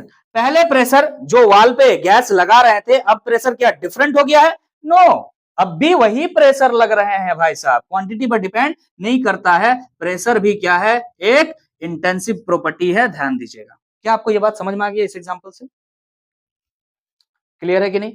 ऐसा प्रॉपर्टी जो quantity of substance in the system इस बात पर डिपेंड करे तो उसको हम क्या कह देंगे, एक्सटेंसिव। और जो क्वांटिटी पर डिपेंड नहीं करेगा उसको कह देंगे इंटेंसिव। बहुत सारे एग्जांपल आपको यहां पर बताया गया है, जैसे कि स्पेसिफिक हीट आपको पढ़ना है इस चैप्टर के अंदर। ठीक है, यह है सरफेस टेंशन। सरफेस टेंशन आपको फिजिक्स में पढ़ाया जाएगा। अच्छा, रिफ्रैक्टिव इंडेक्स ऑलरेडी जानते हैं आप, और क्या है, विस्कोसिटी फिजिक्स में पढ़ेंगे आप। मेल्टिंग पॉइंट, बॉइलिंग पॉइंट, ये भी इंपॉर्टेंट बात है, ध्यान से देखिए। क्या melting point, boiling point matter मतलब क्वांटिटी ऑफ सब्सटेंस पे डिपेंड करता है? अच्छा, आपके पास मान लीजिए इतना पानी है, इतना वाटर है, ठीक है, इसका बॉइलिंग पॉइंट कितना है, 100 डिग्री सेंटीग्रेड। और आप और किसी और कंटेनर में आप ले लीजिएगा पानी, ज्यादा या कम, तो उसका बॉइलिंग पॉइंट चेंज हो जाएगा, सेम रहेगा। इसका मतलब क्वांटिटी ऑफ सब्सटेंस पर वो डिपेंड नहीं करता, इसीलिए बॉइलिंग पॉइंट और मेल्टिंग पॉइंट भी क्या है, आपका इंटेंसिव प्रॉपर्टी। लेकिन एक बात ध्यान रखिएगा, यहां पे क्लियरली बात ये कहा गया है, वॉल्यूम क्या है, एक्सटेंसिव है। लेकिन अगर वॉल्यूम पर मोल निकाल रहे हैं, पर मोल, मोल का मतलब ही तो क्वांटिटी है यार, पर मोल, वर्ड आ गया मोल, जैसे पर मोल आ गया या पर ग्राम आ गया, मतलब क्वांटिटी ऑफ सब्सटेंस को तुम इन्वॉल्व कर रहे हो। जैसे क्वांटिटी ऑफ सब्सटेंस इन्वॉल्व होगा वो क्या बन जाएगा आपका, क्या बन जाएगा, इंटेंसिव बन जाएगा।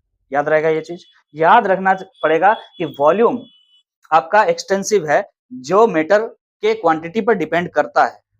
क्लियर है कि नहीं? अच्छा, हमने एक वर्ड बताया कि ये एडिटिव होता है, ये एडिटिव होता है। अच्छा, एक बात यहां नहीं लिखा हुआ है, आपको मैं बताना चाहूंगा, आपसे पूछना चाहूंगा कि डेंसिटी के बारे में जरा बताइए क्या होता है।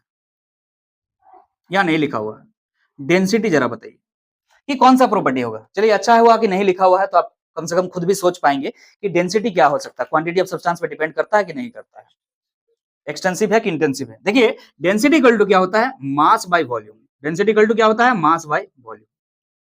क्या होता है, density equal to mass by volume. आप ध्यान दीजिएगा, मास क्वांटिटी पे डिपेंड करता है कि नहीं करता है? Yes, obviously it is amount of substance mass. तो अगर क्वांटिटी पे डिपेंड करता है तो मास, अभी देखिए यहां पर क्या लिखा हुआ है, एक्सटेंसिव है, कोई दिक्कत नहीं है। वॉल्यूम क्या है, एक्सटेंसिव है। लेकिन आपको बता दें डेंसिटी इंटेंसिव है। आपसे बोल रहे हैं, ध्यान से सुनिएगा, इधर से थोड़ा सा गैस निकाले और पूछे इसका डेंसिटी क्या है बताइए, इधर से थोड़ा गैस निकाले उसका डेंसिटी पूछे, ये बताइए क्या सेम नहीं होगा? अगर सेम टाइप का गैस है तो हम पूछ रहे हैं ये जो पानी है इसका डेंसिटी बताइए, और कहीं और से पानी लेकर के आए उसका डेंसिटी बताइए, तो क्या पानी का डेंसिटी सेम नहीं है? पहले सुनिएगा ध्यान से, ये जो पानी है हमने बंद कर दिया, ठीक, अब इसको हमने क्या किया, किसी और कंटेनर में डाला, इसमें से क्वांटिटी कम हो गया। लो करके दिखा देते हैं, देखो ध्यान से भाई, हम कर रहे हैं, ये हमने क्या कर दिया इसके अंदर से, इस सिस्टम से क्वांटिटी को कम कर दिया। तो क्या इसका डेंसिटी जो था वो बदल चुका है कि नहीं बदला है? नहीं बदला है, तो क्वांटिटी ऑफ सब्सटेंस पे डेंसिटी डिपेंड नहीं करता है। इसका मतलब ये क्या है? ये क्या है? Intensive property. क्या है? Density is a intensive property. यहां पर हम मेंशन कर सकते हैं, यहां कॉन्सेंट्रेशन लिखा हुआ था, उसके बाद क्या लिख सकते हैं? डेंसिटी। बोले सर ठीक है। कुछ और बात, जुगाड़ वाला बात यहां पर हम आपको समझाना चाहते हैं, ध्यान से सुनिएगा।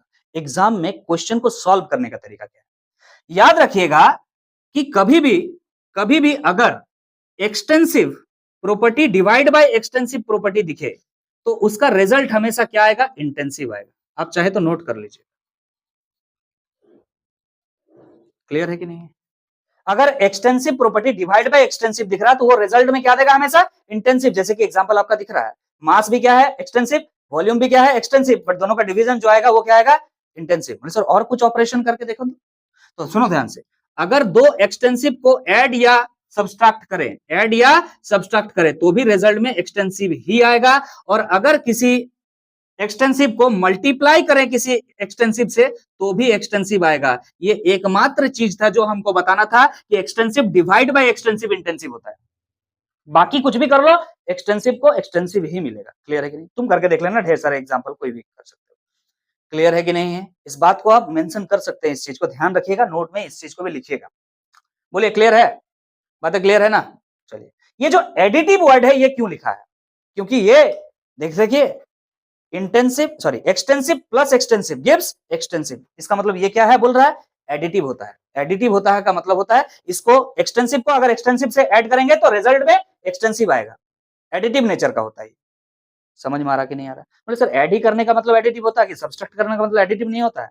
अरे एडिटिव इज अ नेचर जिसमें प्लस और माइनस दोनों ही चीजें है। प्लस माइनस करने से क्या आता है? Additive nature. नहीं पढ़े हो क्या? हम कह रहे हैं कि अगर a प्लस बी है तो क्या इसे b प्लस ए नहीं लिख सकते हैं? तो इसी को क्या कहा जाता है? एडिटिव कहते हैं। मैथमेटिक्स का टीचर तो इतना बड़ा ही होगा ना। a प्लस बी को क्या लिख सकते हैं? b प्लस ए। ये एडिटिव नेचर का होता है। याद रहेगा कि नहीं रहेगा? समझ में आ रहा है कि नहीं आ रहा? ये एडिटिव नेचर। सवाल है कि क्या ये एडिटिव नेचर का होता? नहीं होता है ये एडिटिव नेचर का। ये एडिटिव नेचर का नहीं होता है कि a प्लस बी को जोड़ेंगे तो b प्लस ए हो जाएगा। ऐसा नहीं होगा। कई एग्जांपल्स आगे आपको देखने को मिलेंगे, डोंट वरी फॉर दैट। लेकिन ये ध्यान रखिएगा, extensive property is always additive in nature. बोलने का मतलब अगर एक एक्सटेंसिव प्रॉपर्टी को दूसरे एक्सटेंसिव से जोड़ेंगे तो रिवर्स में आप वो काम कर सकते हैं। मतलब बी को ए के साथ बी जोड़िएगा तो भी आंसर सेम ही आएगा। लेकिन इसमें ऐसा नहीं होता है, इसमें चेंज होता है। तो बहुत सारे डिस्कशन हमारे पास अब आ चुका है एक्सटेंसिव प्रॉपर्टी और इंटेंसिव प्रॉपर्टी का। आई होप आपने नोट्स भी लिख लिया है। आई होप आपको पूरा क्लियरिटी हो गया है कौन क्वांटिटी ऑफ मैटर पे डिपेंड करता है, कौन क्वांटिटी ऑफ मैटर पे डिपेंड नहीं करता है। क्लियर है कि नहीं है? तो ये रहा macroscopic property of the system. ये दोनों टाइप डिस्कशन हो चुके हैं। अब हम नेक्स्ट टॉपिक की तरफ आगे बढ़ेंगे। ध्यान, अब हम आगे बढ़ रहे हैं। नेक्स्ट जो हमारा टॉपिक है वो क्या है? State of system and state variables. State of system का मतलब होता है कि कोई सिस्टम है वो या तो सॉलिड फेज में है, या तो लिक्विड फेज में, या तो गैसियस फेज में है, तो उसे हम क्या कह देंगे? State of system. लेकिन कोई सिस्टम सॉलिड में है कि लिक्विड में है कि गैस में है, उसको डिसाइड करने वाला कौन है? जो भी डिसाइड करने वाला होगा उसे हम क्या कहते हैं? State variables.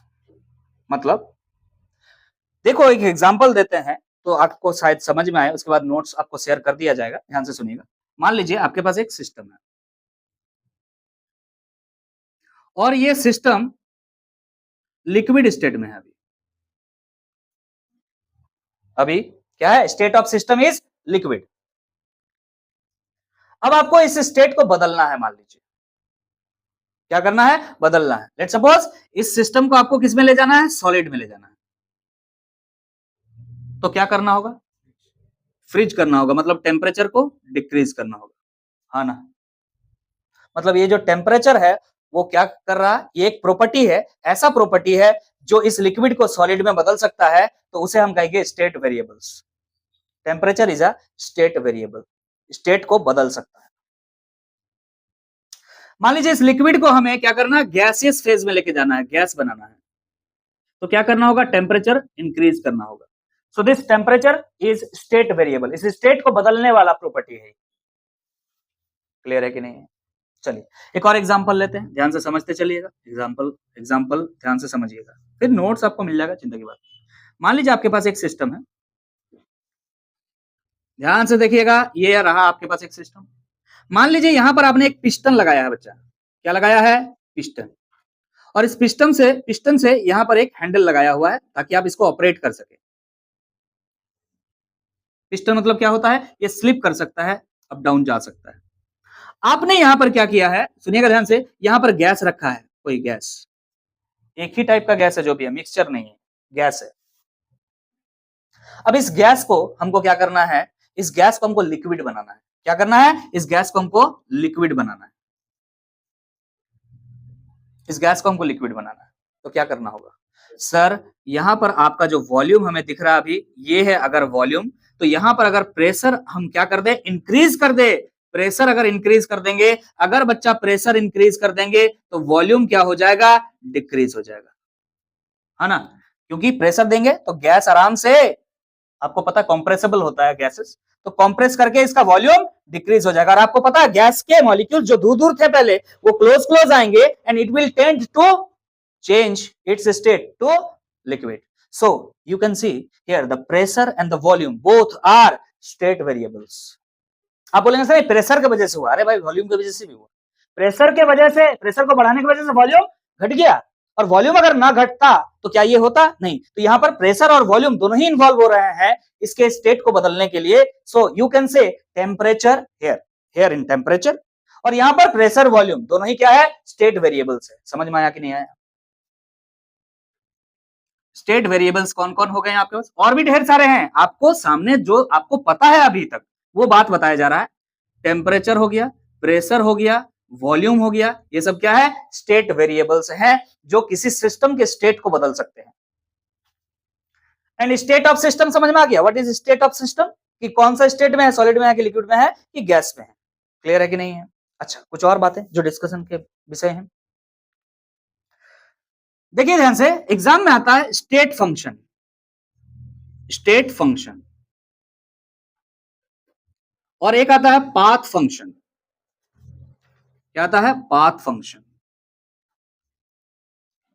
What is state function and what is path function? ध्यान दीजिएगा, ध्यान से सुनिएगा, थोड़ा फिजिक्स का यूज करेंगे ताकि आपको जल्दी समझ में आ जाए। मान लीजिए आप यहां पर हैं और आपको यहां पहुंचना है। आपने ए पॉइंट से चलना शुरू किया, बी पॉइंट पे पहुंचा, और ए पॉइंट से बी पॉइंट तक पहुंचने के लिए कई रास्ते हो सकते हैं। ऐसे हो सकता है, ऐसे पहुंचा है, हो सकता है आपने ऐसे पहुंचा है, हो सकता है आपने ऐसे पहुंचा है। क्लियर? समझ में आ रहा कि नहीं आ रहा?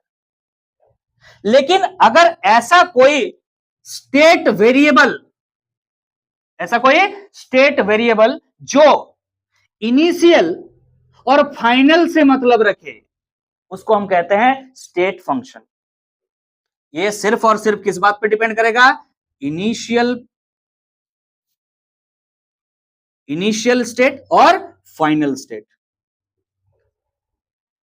जैसे अगर फिजिक्स में आपने पढ़ा होगा तो डिस्प्लेसमेंट क्या होता है? Displacement final position minus initial position, बस इस बात से मतलब है। कि कैसे यहां से वहां तक पहुंचे इस बात से उसको कोई मतलब नहीं है। तो displacement is a state function, you can say. हम एग्जांपल एक लिख दे रहे हैं आपका, डिस्प्लेसमेंट। अरे सुनो यार, डिस्प्लेसमेंट लिख देने से तो फिजिक्स क्लियर हो रहा है ना, केमिस्ट्री कहां क्लियर हो रहा है? केमिस्ट्री क्लियर करना है तो कुछ एग्जांपल हमारा स्टेट फंक्शन का क्या मिलना चाहिए केमिस्ट्री के, जैसे कि प्रेशर, वॉल्यूम, ये सब चीज। तो आपको कह रहे हैं ये जितना भी लिखा हुआ सब क्या है? स्टेट फंक्शन ही है। क्या है? प्रेशर, वॉल्यूम, टेम्परेचर, ये सब क्या है बच्चा? State variable. Sorry state function कहते हैं इसे। और ऐड कर लीजिए, कोई दिक्कत नहीं, और ऐड कर लीजिए। आप लिख सकते हैं इंटरनल एनर्जी, आप लिख सकते हैं एंथैल्पी, आप लिख सकते हैं एंट्रोपी। क्या क्या हो गया? Pressure, volume, temperature, internal energy is represented as U, H enthalpy, S entropy, ये सब क्या है आगे पढ़ना है, लेकिन ये सारे क्या है? स्टेट फंक्शन है। स्टेट फंक्शन का मतलब होता है जो सिर्फ इनिशियल और फाइनल का बारे में जानता है। जैसे कि ये लिक्विड से सॉलिड में गया, तो लिक्विड से सॉलिड में कैसे गया इससे कोई मतलब नहीं है कि जब लिक्विड था तब टेम्परेचर कितना था और फाइनल में टेम्परेचर कितना है, इस बात से मतलब है कि कैसे टेम्परेचर बढ़ा या घटा, इस बात से उसको कोई मतलब नहीं है। तो ऐसे फंक्शंस को हम क्या कहेंगे, स्टेट फंक्शन, जो सिर्फ इनिशियल पॉइंट और फाइनल पॉइंट पर डिपेंड करे, पाथ पर डिपेंड नहीं करे। जस्ट इसका रिवर्स क्या है, path function. What our path functions? जो पाथ पर डिपेंड करे, which depends on path followed। मतलब ये ए पॉइंट है और ये बी पॉइंट है, ए से बी तक जाने में कौन सा प्रोसेस का को आपने अप्लाई किया है, ये इंपॉर्टेंट हो जाता है, ये इंपॉर्टेंट हो जाता है। वैसे फंक्शंस को हम क्या कहते हैं, पाथ फंक्शंस कहते हैं। ये पाथ डिपेंडेंट है और ये पाथ इंडिपेंडेंट है। हम यहां पर लिख देते हैं, दिस इज पाथ इंडिपेंडेंट। ये पाथ इंडिपेंडेंट है और ये पाथ फंक्शन जो है पाथ डिपेंडेंट है। बोलिए क्लियर है? सर क्लियर है? क्लियर है कि नहीं क्लियर है? तो सर इसका भी दो एग्जांपल दे दीजिए, मजा आ जाएगा। वैसे तो ढेर सारे हैं, लेकिन इस चैप्टर में जो यूज होने वाला है वो आपको बता दे तो मजा आ जाएगा। One is heat, another is work. Heat and work our path function. कि यहां से यहां तक गया तो कौन सा प्रोसेस से आपने हीट में चेंज लाया, वो है पाथ फंक्शन। यहां से यहां तक गया तो कौन सा पाथ से गया, किस प्रोसेस को अप्लाई किया, कि वर्क कितना करना पड़ा, यह है पाथ फंक्शन। जो किस तरह से आप वर्क को कर रहे हैं ये इंपॉर्टेंट है, किस तरह से आप हीट को फ्लो करा रहे हैं ये इंपॉर्टेंट है। बट टेम्परेचर इंक्रीज हो रहा है कि डिक्रीज हो रहा है, सिर्फ इससे मतलब है कितना है, कितना था। समझ में आ रहा कि नहीं आ रहा? कैसे बढ़ा, इससे कोई मतलब नहीं। समझ में आ गया है? जो पाथ पर डिपेंड करेंगे पाथ फंक्शन। एग्जांपल याद रखिए, हीट, वर्क। स्टेट फंक्शन ढेर सारे हैं, कोई दिक्कत नहीं, जो इनिशियल और फाइनल पर बात करें। चलिए, तो इसका थ्योरी को जो है अब हम लोग देख लेते हैं, ध्यान से सुनिएगा। लिख रहा है मैक्रोस्कोपिक प्रॉपर्टीज। ऑब्वियसली सारे जो भी लिखे हुए हैं सारे क्या है, मैक्रोस्कोपिक प्रॉपर्टीज ही हैं, अभी डिस्कस किया हमने। Which determine the state of the system, जो स्टेट ऑफ द सिस्टम को डिटरमाइन करता है कि कौन सा स्टेट में है, are referred as state variables और स्टेट फंक्शंस और थर्मोडायनेमिक पैरामीटर्स। इसका बहुत सारे नाम है। स्टेट वेरिएबल बोल सकते हैं, समझ में आ रहा कि नहीं आ रहा?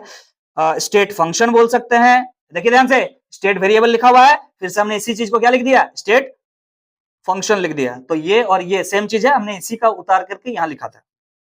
इसका नाम स्टेट वेरिएबल भी है, स्टेट फंक्शन भी है। एक और नाम है थर्मोडायनामिक पैरामीटर्स। क्लियर है कि नहीं? तो सेम चीज है। आगे बात करते हैं। The change in the state properties depends only on the initial and the final state of the system. जो स्टेट फंक्शन होता है या स्टेट वेरिएबल होता है या थर्मोडायनेमिक प्रॉपर्टी होता है, वो सिर्फ और सिर्फ इनिशियल और फाइनल पॉइंट पर डिपेंड करता है कि क्या है, कि टेम्परेचर पहले कितना था और अब कितना, फाइनली कैसे बढ़ा कैसे घटा, उससे कोई मतलब नहीं। The change in the state properties depends upon the initial and the final state of the system, but it is independent of the manner in which the change has been brought about। ये इस बात पर depend नहीं करता है कि ये जो चेंज हुआ है किस मैनर से, किस तरीके से हुआ, इस बात पर डिपेंड नहीं करता है। आगे लिख रहा है, in other words the state properties do not depend on the path followed. Simple सी बात है, किस रास्ते से आपने टेम्परेचर को यहां से यहां तक लेके गया उससे कोई मतलब उसको नहीं है। बाकी सारे एग्जांपल्स भी यहां लिखे हुए हैं, लेकिन इसका रिवर्स जो फंक्शन होता है वो यहां पर आपका मेंशन नहीं है। हमने आपको बता दिया कि ऐसे कोई फंक्शन जो पाथ पर डिपेंड करता है उसको हम कहते हैं, स्पेशली नाम ही दिया गया पाथ फंक्शन। उसका एग्जाम्पल भी आपको दे दिया हमने, हीट एंड वर्क। क्लियर है कि नहीं है? इसका डेफिनेशन हमने इसलिए नहीं लिखा था, ऑलरेडी आपको जा रहा है, इसलिए ये डेफिनेशन हमने लिख दिया, simple. which those properties which depends on the path followed, इस तरह से आप लिख सकते हैं, ऑलरेडी लिखा हुआ है। क्लियर है कि नहीं? समझ में आ गया? तो सारा नोट्स भी इसका कवर हो गया, सारा बात इस पे कवर हो गया। क्लियर है कि नहीं? तो यहां पर इस लेक्चर को हम करेंगे समाप्त। थर्मोडायनेमिक्स का इंट्रोडक्शन हो चुका है। इसमें आपने सिस्टम क्या है, सराउंडिंग क्या है और बाउंड्री क्या है, यहां से शुरुआत किया और बेसिक आइडिया आपने जनरेट किया कि कितने टाइप के सिस्टम हो सकते हैं। ये सारे बातें हमने डिस्कस किया है। मैक्रोस्कोपिक प्रॉपर्टीज के बारे में ही डिस्कस होगा, क्योंकि मैक्रोस्कोपिक सिस्टम के बारे में ही पढ़ना है इस चैप्टर के अंदर। और सारे मैक्रोस्कोपिक प्रॉपर्टी को दो हिस्सा में हमने बांटा, इंटेंसिव एंड एक्सटेंसिव, और लास्ट में जो है स्टेट वेरिएबल्स या स्टेट फंक्शन के बारे में डिस्कस किया। और स्टेट वेरिएबल, स्टेट फंक्शन या थर्मोडायनेमिक पैरामीटर सभी एक ही हैं, जो इनिशियल और फाइनल पर डिपेंड करता है। बस यहां तक ये कक्षा को हम समाप्त कर रहे हैं। इसके आगे जो क्लास होंगी वो थर्मोडायनेमिक्स का मेन जो बातें हैं वहां से स्टार्ट होगी। ये इंट्रोडक्शन इतना समझ करके उसको समझना है, तभी आप समझ पाएंगे। तो आई होप अगर आप लोगों ने इस सेशन को एंजॉय किया है तो सेशन को लाइक जरूर कर दीजिएगा, और अगर इस चैनल पे नए हैं तो चैनल को सब्सक्राइब कर लीजिएगा। अगर फ्रेंड सर्कल में ये वीडियो आप शेयर कर देंगे तो आपको कोई तकलीफ नहीं होगा, तो उसको भी कर दीजिएगा। मिलते हैं फिर नेक्स्ट वीडियो में, तब तक के लिए अलविदा। Thank you so much, signing off.